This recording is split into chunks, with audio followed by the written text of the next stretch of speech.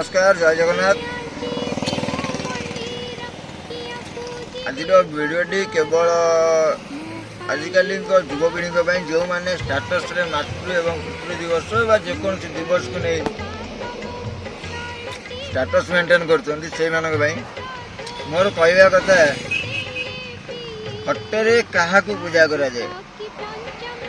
हटरे से पूजा करा जाए जो मानकर मृत्यु हो जाए आमे माने कौन करछे ना फटेरे बापा माँ को जीवित फटो दे दौचे तले लिखि दौचे तुम्हें आमर पूज्य बापा पूज्य माँ माँ या करथला माँ से करथला माँ रो अतुट बंधन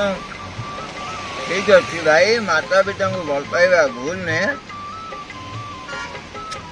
तथापि गोटे कथा मन रखी था माता पिता को एमती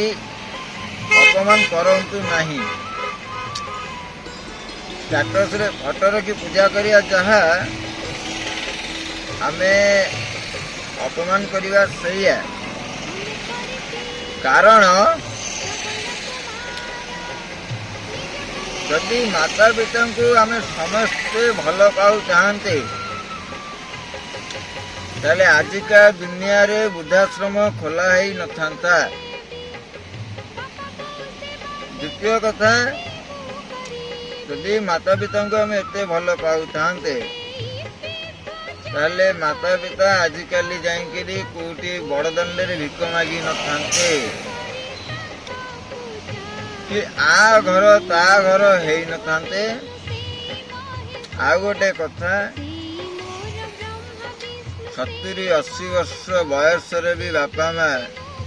खटिकी निज पेट पाई खटुचंदी एटा किए केबे चिंता करिसंती कि यदि आमे माने एते भल पाउचे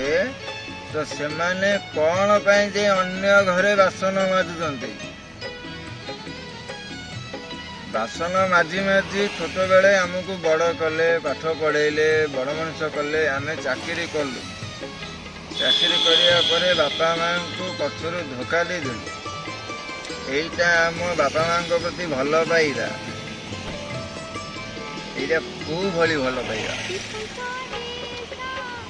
एमती करंतु नहीं। जदि माता पिता परि भल पाइबा अच्छी स्नेह प्रेम अच्छी सेमानंक अतुट स्नेह प्रेम रे आपण माने बंधी रहिया चाहूचंती तो तांको पाखरे रखंतु तांकर सेवा करंतु तांको भल मंद सब बुझंतु देखिए दिने ना दिने भगवान को प्रति आपण बहुत भल लोकटी होइथिबे एमिति कर्म करंतु जहा कि बापा माँ तुम प्रति बहुत संतुष्ट थी। रखुचे जय जगन्नाथ। रखा आगे आ गोटे कथा भाई भिडियो सरीनी टे शेष जाए देखु सब्सक्राइब और लाइक शेयर निश्चिंत करूँ।